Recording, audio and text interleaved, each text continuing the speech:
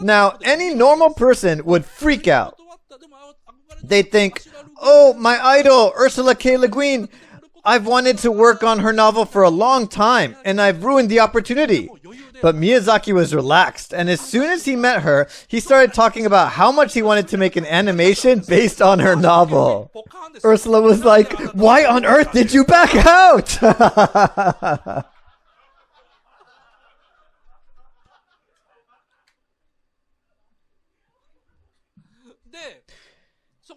He said, I just can't do it anymore. I would have jumped on it if I was young. Nausicaa and Howl, they were all influenced by your works. I have worked like that for years and I have now become empty. So I'd like to have my young employee, Goro Miyazaki, do it instead of me. Well, although he's not really that experienced. Then Ursula said, you want to make an adaptation of the third tale instead of the first? Ged in the first tale is young, but he's a middle-aged man in the third. Wouldn't it be better for you to do it? Her rationale was solid.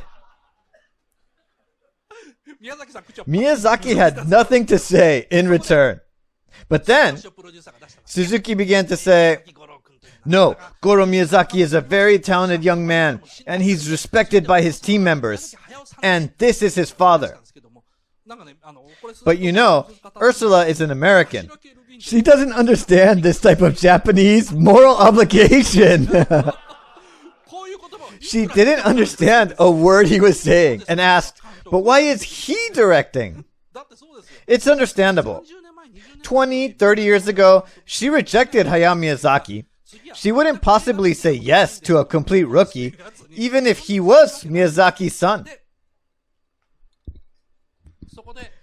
So Suzuki showed her a poster Goro drew. This poster is used for the ad. It's a picture of a huge dragon and Ged fighting on the coast. Suzuki showed her the original drawing. He said, Goro drew this himself. He drew this even before he was assigned to direct the piece. And then Miyazaki, who was beside him, said, what is this crap? My son doesn't understand the story at all. You see, Ged is directly facing the dragon. The structure is all wrong. This is proof that he doesn't understand the story. It's like when Yuzan Kaibara renounces Shiro Yamaoka in Oshimbo, saying, you idiot, you know nothing. You remember that line? It would be understandable if Miyazaki had stopped there, but he went on to say, by the way, here's my plan for Earthsea.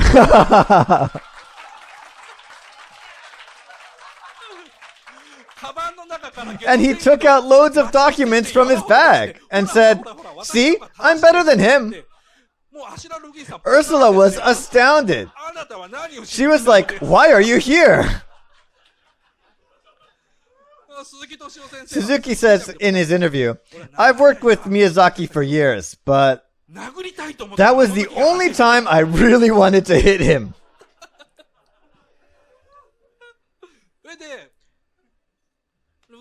Ursula was at a loss and said, well, what are you going to do then? At that point, Miyazaki finally came to his senses.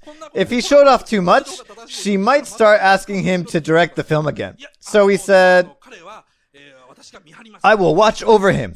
If he comes up with a boring script, I will reject it immediately. But Ursula was still confused and asked, well, what is your post exactly? Are you going to be the producer? And then Miyazaki suddenly stood up, pointed at Suzuki, and shouted, I am never going to be a producer!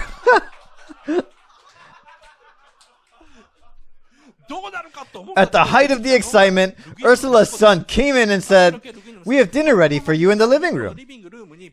They all ate dinner together and had a good time.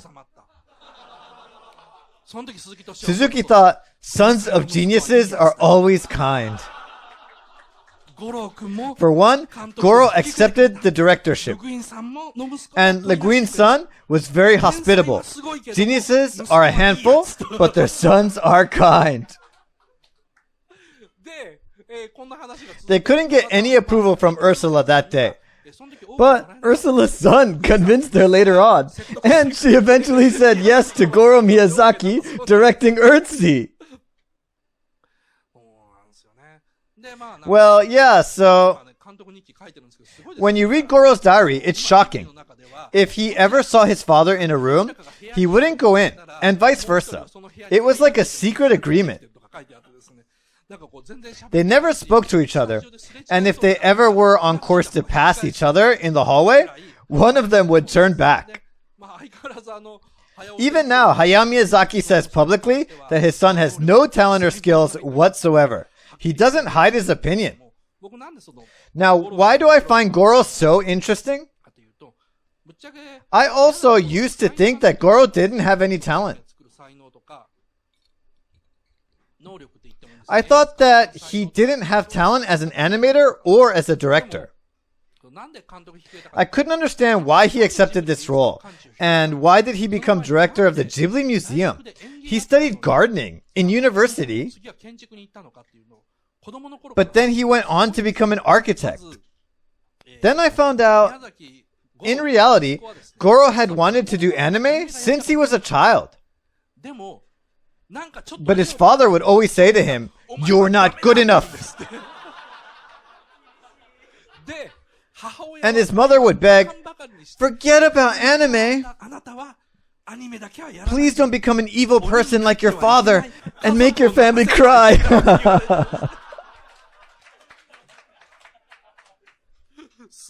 What a family!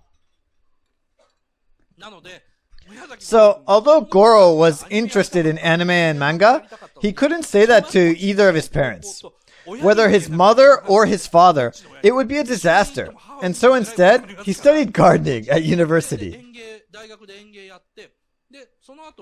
Then he became the director of the Ghibli Museum. The reason is simple. Hayao Miyazaki's designs for the museum were mostly impossible from an architectural point of view. The architect would draw a plan based on his design, but Miyazaki would always say, "That's not what I asked for." So they needed a mediator. And so Goro came in and took on the role of facing his father. He would meet the architect himself. Whatever he showed to his father, he knew he'd say, "No." So Goro would always say, "Yes, you're absolutely right." And he would go back to the architect and explain what his father wanted as much as he could, bit by bit. So you see, he fulfilled his role as the son of a genius. The young Ghibli directors failed to make it because they had to face this genius, Hayao Miyazaki, this enormously talented man who kept telling them that they had no talent. Naturally, many of them felt worthless, and that's why they eventually ran away or quit. But Goro, on the other hand, had a great talent for being the son of a genius. He doesn't mind being rejected. Which is why Suzuki felt that Goro should direct. Miyazaki would scare away any director he chose, but Goro would never be scared off. Even if his talent were denied, he would say, okay, and just get on with his work. And Suzuki was right. Apparently, Tales from Earthsea is on track. When Le Guin's son came to Japan, he and Goro got on really well.